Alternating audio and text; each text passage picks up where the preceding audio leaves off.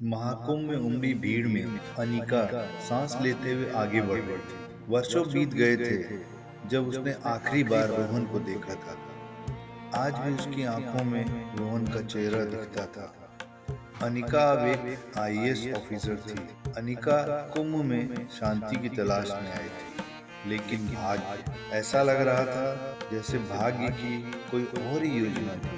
जब वो कुंभ के मेले में आगे बढ़ रही थी, तो उसने दूर एक पेड़ के नीचे एक साधु को बैठे देखा। वह साधु एक वृद्ध व्यक्ति जैसा दिख रहा था। उसकी आंखें शांत थी। वह बरगद के पेड़ के नीचे ध्यान लगा के बैठा था। उसकी आभा में कुछ अलग ही था। वह एक परिचित सा इंसान लग रहा था। जैसे ही अनिका ने उसको देखा, तो उसके दिल को एक झटका लगा। कहीं वो रोहन तो नहीं। यह देखते ही अनिका अपने पास्ट में चली गई। अनिका और रोहन कॉलेज के दिनों में मिले थे। दोनों एक ही क्लास में पढ़ते थे। धीरे धीरे दोस्ती हो गई और दोस्ती प्यार में बदल गई। रोहन एक मिलनसार और समझदार लड़का था, जबकि अनिका खूबसूरत और प्रतिभाशाली। दोनों एक दूसरे के लिए मर मिटने को तैयार थे, लेकिन उनकी खुशी ज्यादा दिन तक नहीं टिकी। अनिका के माता पिता ने उसका विवाह एक ब्राह्मण लड़के से करने का फैसला किया। अनिका के पिता बहुत ही रूढ़िवादी थे। उनके लिए जाति सबसे महत्वपूर्ण थी। उन्होंने रोहन को सिर्फ इसलिए नकार दिया क्योंकि वो एक बनिया था।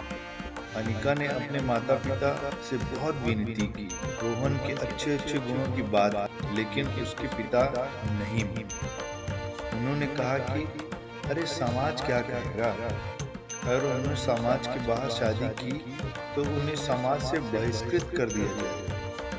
अनिका बहुत दुखी हुई। वह अपने प्यार के लड़ना चाहती थी, लेकिन उसके माता पिता के सामने उसकी एक नहीं चली। उसने रोहन से बात की और उसे समझाया कि वह अपने माता पिता की बात मानने के लिए मजबूर है। रोहन बहुत दुखी हुआ, लेकिन उसने अनिका की भावनाओं का सम्मान किया। उसने अनिका से कहा कि वह उसकी खुशी चाहता है और अगर उसके माता पिता की इच्छा के विरुद्ध शादी करेगा। शादी के बाद अनिका अपने नए घर में रहने लगी, लेकिन उसका मन कभी भी शांत नहीं हुआ। वह हमेशा रोहन को याद करती रही। उसकी यादें हमेशा उसे सताती रही। अनिका की शादीशुदा जिंदगी सुखी नहीं रही, लेकिन वो रोहन को कभी भुला नहीं पाई। उसका दिल हमेशा रोहन के लिए ही धड़कता रहा। अनिका ने जब रोहन को देखा तो संकोच में उसके पास गई और धीरे से उसके कानों में बोला, रोहन। जैसे ही रोहन ने अपनी आंखें खोली, उसके मुंह से अपने आप निकल गया, अनिका। अनिका ने जब रोहन के मुंह से उसका नाम सुना, तो वह रोहन के बगल में बैठ गई और उससे पूछा, कैसे हो तुम रोहन? रोहन मुस्कुराया। उसकी मुस्कान में एक कोमलता थी। उसने कहा, दुनिया ने मुझे बहुत कुछ दिया, शक्ति, प्रतिष्ठा, प्यार, लेकिन मैंने कुछ और मांगा, सत्य, शांति, मुक्ति। उसने तीर्थयात्रियों की भीड़ की ओर इशारा किया। चारों ओर देखो अनिका, दुनिया इच्छाओं का एक सागर, एक निरंतर संघर्ष। मैंने त्याग में शांति पाई। अनिका ने मन रोहन को बहुत ध्यान से सुना। रोहन वह प्रतिभाशाली छात्र जिसने दुनिया को बदलने का सपना देखा था। वो एक ऋषि बन गया, ज्ञान का साधक बन गया। क्या आपको कभी इसका पछतावा होता है? उसने धीरे से पूछा। रोहन ने अपना सर हिलाया, कभी नहीं। मैंने एक ऐसी शांति पाई है जो दुनिया कभी नहीं दे सकती थी। लेकिन मैं यादों को संजोता हूँ अनिका। हंसी, सपने, प्यार जो हमने साझा किया, वो हमेशा मेरे साथ। अनिका के दिल में एक कड़वी सी लालसा थी, एक दर्द था।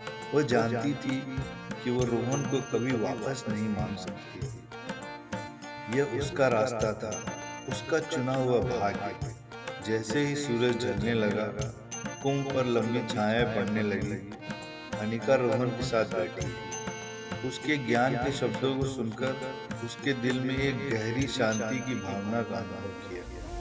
कुंभ, नदियों का संगम, अब उनके जीवन का संगम बन गया था। शारीरिक इच्छाओं की क्षणभंगुर प्रकृति और मानव भावना की स्थायी स्थिति की एक मार्मिक अनुस्मारक बन गया था। अनिका का दिल बहुत दुख रहा था, पर उसकी जिंदगी में एक नई स्पष्टता आई थी। वह रोहन को छोड़कर वहां से चली गई। जीवन की गहरी समझ और रोहन की याद हमेशा उसके दिल में अंकित थी।